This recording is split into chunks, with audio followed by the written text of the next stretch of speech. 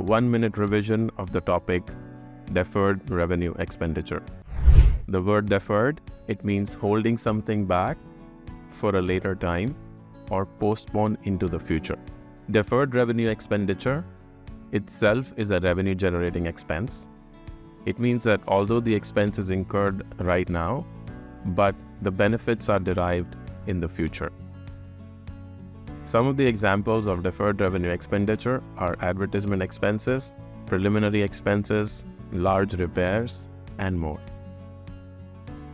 Key highlights of deferred revenue expenditure are unusually large in amount, so they are huge.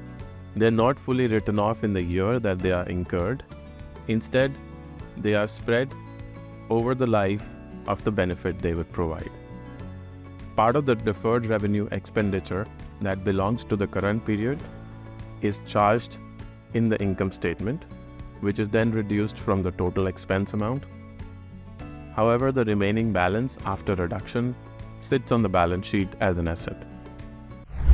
Suppose a company hires a celebrity for $9 million to promote one of their newly launched products.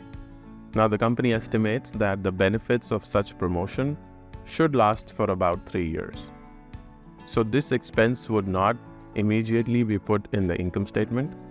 However, it will be treated as a deferred revenue expenditure. The way it will be written off is in 3 parts. The first part would be written off within the current year, while the second and the third part would follow in the second and the third year.